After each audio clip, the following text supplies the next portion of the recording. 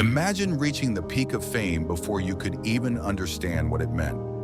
Imagine your face on every billboard, your voice echoing in every household during Christmas, yet feeling emptier and lonelier with every passing day.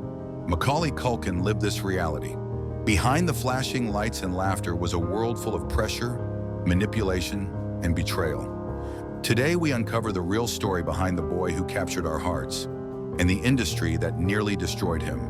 Macaulay Carson Culkin was born on August 26, 1980, into a cramped, struggling New York City apartment. One of 7 siblings, the Culkin household was chaotic, noisy, and always teetering on financial collapse. His father, Kit, was a former stage actor with dreams unfulfilled, while his mother, Patricia, worked multiple jobs to keep food on the table. From the very beginning, Macaulay wasn't just a child. He was a glimmer of hope for a family desperate to escape poverty. But dreams built on desperation can become cages. Macaulay's playful spirit and natural charm made him stand out, even in a family full of kids. At just 4 years old, he was enrolled in acting classes in community theater.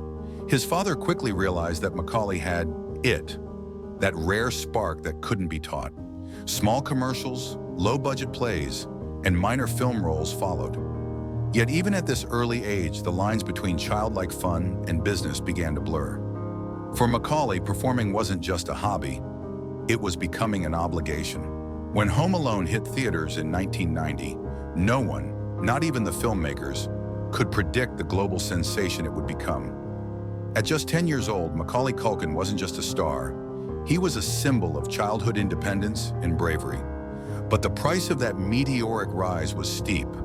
Suddenly, his life wasn't his own. Every step was managed, every word scripted, and lurking in the shadows were parents more focused on contracts than on protecting their son's innocence. Macaulay became the face of the 90s, appearing on talk shows, magazine covers, and worldwide commercials.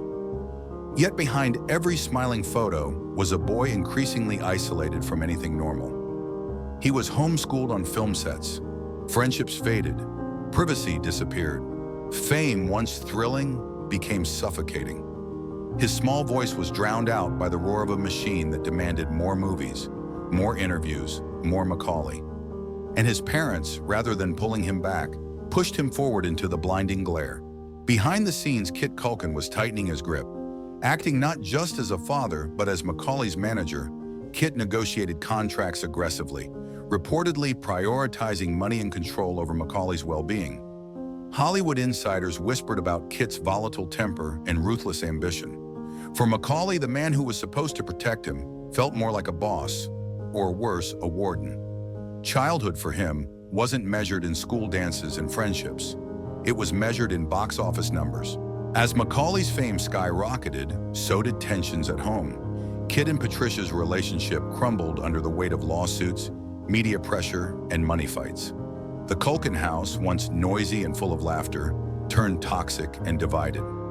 Macaulay, instead of having parents to guide him, found himself stuck between 2 warring factions, both tugging at him for power and control.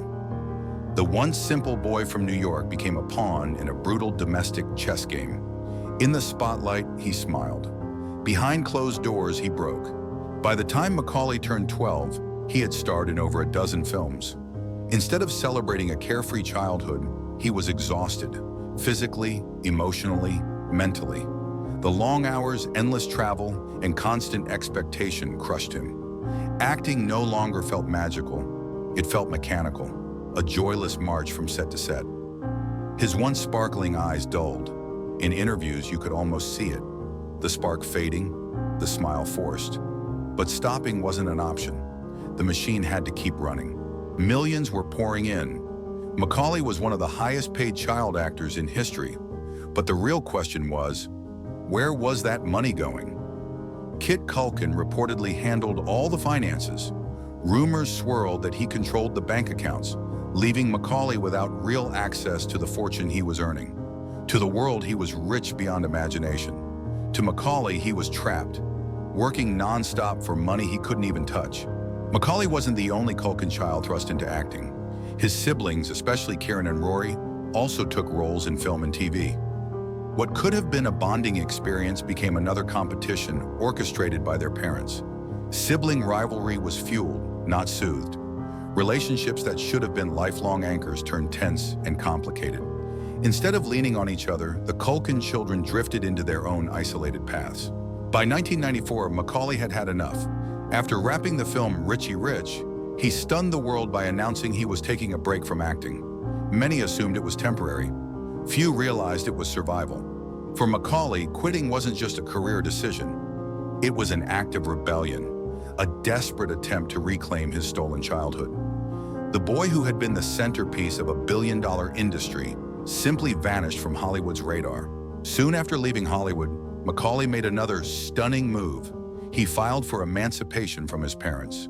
In court, he fought not just for control of his earnings, but for his own life. Imagine being a teenager, standing alone against your own parents, and the empire they had built on your back. It wasn't about greed, it was about survival. The child star was no longer playing Kevin McAllister. He was fighting for Macaulay Culkin. After gaining his legal independence, Macaulay disappeared from the public eye. No more movies, no interviews, no appearances. For the first time in his life, he could walk down the street without bodyguards, and nobody noticed. He embraced anonymity with a quiet desperation. Freedom wasn't glamorous, it was lonely. Without fame to define him, Macaulay struggled with questions. Who was he without the cameras? Could he be normal again? In the midst of his isolation, Macaulay found an unlikely friend, Michael Jackson. Their bond was controversial, often misunderstood. But to Macaulay, Michael wasn't a superstar.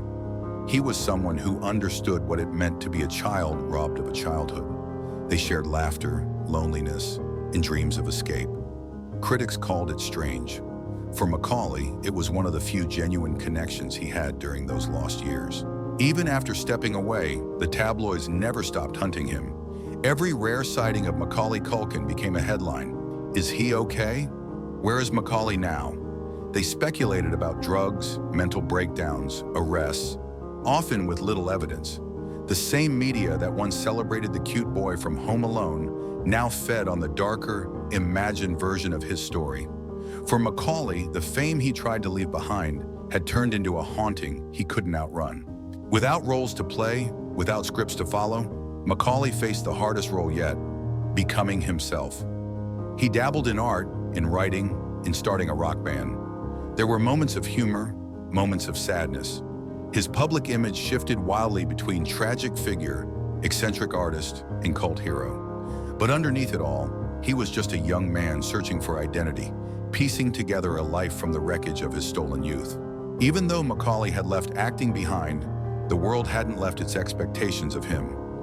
Every time he surfaced, at a concert, at a coffee shop, whispers followed, "When's the comeback? Will he ever act again?" Living under a microscope wasn't new, but now it felt suffocating. He didn't know the world anything, yet it seemed like everyone wanted a piece of his future, just like they had taken his past. Newly freed, Macaulay experimented with lifestyle, with appearance, with art.